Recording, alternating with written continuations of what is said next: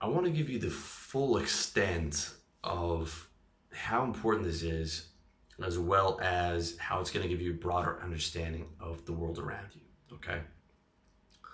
Here's the truth, and this is one of the most important truths that you can possibly learn about the world or about human interaction in general. I'm selfish, so are you, and the sooner you recognize that, the better it is.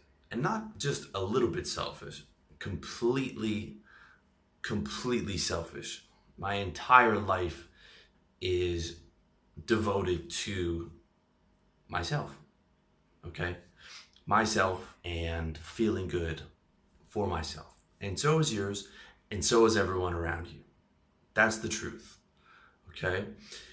Anyone selling you self-sacrifice or sacrifice for a cause or sacrifice for a movement or sacrifice because I did this for you and therefore you should do it is lying to you, and they are using guilt and shame. And anytime they are saying they're this self-sacrificing person, they are lying to you because they are just as selfish as I am, just as selfish as you are, and just as selfish as everyone else in the world is. Okay? You cannot be not selfish. It is impossible. Your self is around you all the time. It is impossible not to want pleasure, not to want to feel good. It is impossible to want to feel pain or to want to feel suffering. Okay? Some people can get pleasure out of pain, if we're talking about S&M, but they're still getting that pleasure. Okay? It is impossible to want to suffer. All right? That's more accurate than wanting pain. No one wants to suffer. Everyone wants not to suffer and to feel as good as possible. Okay, this is the law of reality. Even when someone's doing charity work, okay, when they're doing things that help other people, it's because they feel like a good person. They see someone else suffering, and it helps them feel good to ease that person's suffering. Okay, but let's say that same person who does charity, if they're asleep and someone else goes and helps that person who's suffering, they're not going to feel good because they were not there for it, they didn't see it, and their self wasn't involved. Okay? Someone else does charity work, they're not going to feel something from that. They feel it when their self is involved. Okay? I feel good helping people in my business, but it's because I'm involved. It makes me feel like a good person. Okay? It is still self-interest, even when you're helping people. All right? Even when you're helping people and you're supposedly doing something for others and not for yourself, you're still doing it for yourself because you can't avoid yourself. Yourself is all that you know and all that you ever will know. Every second you wake up and until you go to bed, you are with yourself. Okay? You cannot get away from it. Cannot be not selfish. Even your love is selfish. Okay, there's a quote that love is not jealous and love is not boastful. This is garbage. Your love is very selfish. Okay, you can be in love with a girl and care about her so much, but if she cheats on you or something like that, then it's fuck that bitch. You know, like very, very quickly. You see how conditional that love was. And you see with the same with girls. They are in love with a guy one day, the next day he's an asshole and a bastard because it didn't work out. And that extends to me, that extends to everyone. Love, romantic love is very conditional and it's very selfish. Okay, that person has to be adding value to your life and treating you well and everything's terrific and you love them. But if they leave or they start doing things that you don't like, then that can very quickly turn to hate. As they say, there is a thin line between love and hate.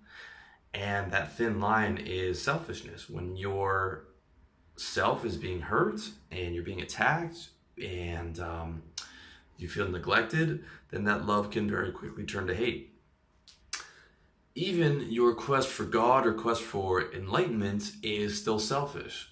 To the idea of being one with God and living in that blissful state, or living in that blissful state of nibbana, which is the state of enlightenment, is still a quest for pleasure.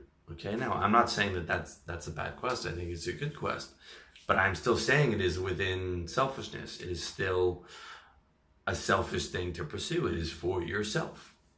And I know that every time that I think that I'm doing something selflessly, it is self-deception. It is self-deception. I'm always acting in my self-interest, and everyone is acting in their self-interest. And it's very important to understand that. Very, very important. It gives you a very clear picture of the world. It also gives you a clear picture of how to go about living your life, okay? Because you can't be without the self, all right? You can't be without the self. Even when you're doing things that make you suffer, okay, it is still out of selfishness, all right? When you are going to a family function that you really don't want to go to, or something that you really don't want to do, it is because the pain of the guilt and shame of not going outweighs the uncomfortableness of going to that situation. It is still a selfish instinct. You still think, okay, I'm doing this for this person. I don't want to go. I am choosing to suffer to go to this thing for you, but it is really for you because the guilt and shame is too much for you to avoid that situation. The guilt and shame is more painful than just going to it and sucking it up. And you'll actually see that a lot of adults, guys who are over 30, live a lot of their life in terms of guilt and shame. They don't realize it, but they live in terms of they have to work the job to keep the mortgage, to keep the house and the car, and for the renovations, because it's what the wife wants and it's what respectable society wants, and they are living the life that their parents envisioned for them, and they can't just stop all that because look at all the bad things that would happen. And it's true, it would be to uproot yourself from that lifestyle would be very painful because you would have to go through a massive amount of guilt and shame, and that is what keeps many people in unfulfilling lifestyles. I'm not saying that every guy's unfulfilled in that lifestyle, but I'm saying that the guys who are unfulfilled and guys who say to me, I wish I could do what you do, they can, but the guilt and shame keeps them in that particular lifestyle. And that is still selfishness. That is still the pain of change is not greater than the pain of staying the same. So they're still living through those other people's eyes. And their guilt and shame is keeping them in a lifestyle that they don't want. But it is not living, they are not doing it for other people. They are doing it for themselves. Everything you're doing is for yourself, okay? Everything you're doing is to try to either avoid pain or move towards pleasure. And it's everything everyone's doing, okay? And you've always been selfish. You always are selfish. You always will be selfish. So is everyone else. So you might as well be fucking good at it. And you might as well admit it.